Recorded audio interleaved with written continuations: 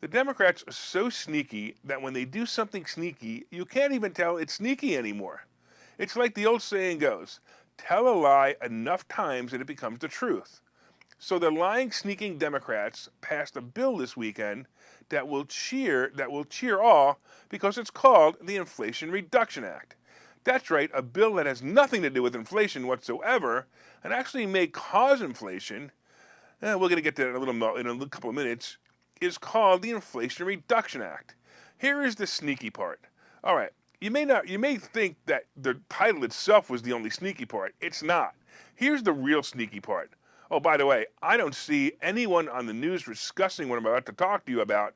It happened, but no one's talking about. Not even the conservative radio stations, at least not yet. This bill, and this is what I'm talking about, was passed in the Senate using the Reconciliation Act. It was not passed with the necessary 60% majority vote because they cannot get any Republicans on board. It makes sense that they can't get the Republicans on board only because the Republicans hate the Democrats, which is, I never could really understand that. We need to have some bipartisan stuff. But the Reconciliation Act is a process in which the Senate can push through a budgetary issue with only 50% of the Senate votes, and it's used for an emergency reconciliation of the budget. Mostly it's used for those moments when the politicians are divided on whether to fund the government and keep the lights on when no budget can be agreed on. So the Democrats used the Reconciliation Act to get the bill passed. There are 50 Democrat voting seats. There's actually 48 Democrats and 2 independents that vote with Democrats, and 50 Republican voting seats. So basically, if they tried to pass this bill with the normal ways that the Constitution allows, this bill could never get the 60% votes. So now that we have 50% of the votes for the bill and 50% of the votes against the bill, guess who is the tiebreaker? Yep, the answer is the laughing hyena herself, Kamala Harris. After she puts the final nail in the coffin, it goes to the president, who, even if he did know what he was going to be signing, he would sign it anyway. No trick unturned by the Democrats. Now that you know that they cheated on this one, let me tell you what's in the Inflation Reduction Act and how, at best, it does nothing for inflation and most likely causes more inflation. The intent includes major spending to combat climate change and extend healthcare benefit coverages. But in reality, it was simply the Build Back Better bill with a new name and many of the original provisions stripped out. According to a one-page summary, and it's great, because I wanted to go to the Democrat page on this.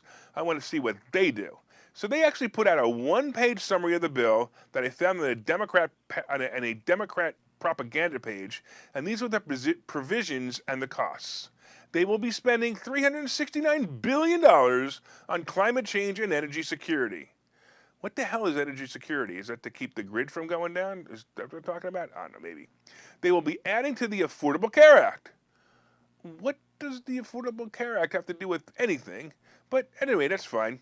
Another name of the act that is the complete opposite of what it really does, like the Affordable Care Act, right? Remember they call it the Affordable Care Act? It's just the opposite. It became the Unaffordable Care Act. Unless, of course, you know how to use it like I do. That's another issue.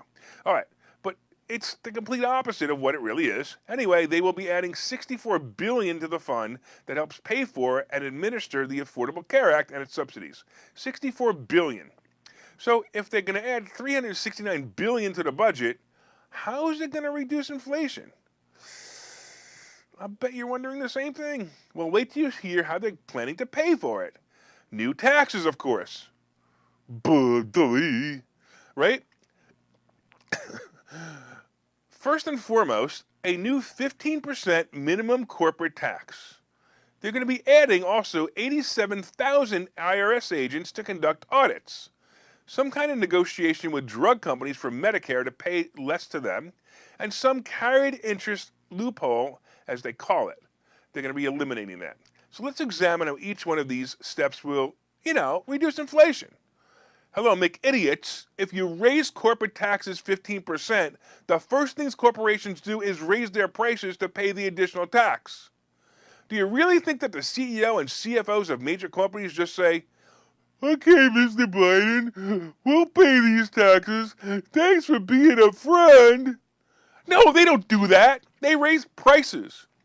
I wonder if that will cause inflation to rise or go down. Huh. I'm no rocket scientist, but I think the prices will go up, causing more inflation. Let's get to the IRS hiring 87,000 new agents to harass you and I and other businesses, both big and small. Who's going to pay for this? Oh, I get it. We will press people so hard that they will offer to pay anything to the IRS to get the agents off their back.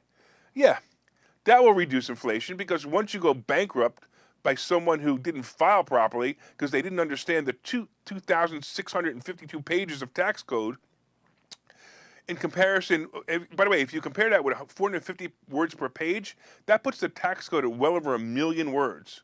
So when someone is harassed for making mistakes that cause penalties and interest to be more money than they ever made in their life, that person can no longer buy goods or services. So I guess that could reduce inflation if those people are no longer in the demand chain. But let's go on. The prescription drug reform. The government will now have more power to negotiate prescription drugs when Medicare is paying for it. You mean the government who paid over $600 a dose for the COVID vaccine and booster shots? These are the people who negotiate with the drug companies? Need I say more? Finally, let's discuss the carried interest rule. This would take some time to explain, but it's a rule that mostly helps hedge fund managers defer or pay less taxes on gains they make managing the fund. Simply put, instead of paying the taxes on their fees this year, the fees that they gain this year, they could put off paying those taxes into future years and offset it with losses in the future. Bottom line, it affects very few people in reality. And here's something interesting that you probably didn't know. Do you know that Trump tried to close this loophole as well? Come to think of it, didn't Trump also negotiate with the drug manufacturers a lower cost of prescription drugs for Medicare? And then Biden reversed it? Why, yes, this all did happen. So this bill isn't about reducing inflation. It's about ego and more money from you and I. Oh, by the way, a few more little parts of the bill not on the Democrat website include removing the provision to not increase taxes for people making under $400,000. In other words, expect a tax increase for the average worker. But taxes, that's not inflation. If you pay more in taxes, it's not inflation. Only if you pay more for a car. Only if you pay more for a house. Only if you pay more for food. But if you pay more in taxes, it's not inflation. And here's another hidden gem. They will be adding new regulations to coal mining, to make heating prices increase. Well, so much for inflation reduction, unless, of course, you have a solar-powered electric car. What, you don't have one yet? Well, go buy one. According to the Dems, you can afford it. This bill is going to get uglier and uglier as time goes by, so brace yourself.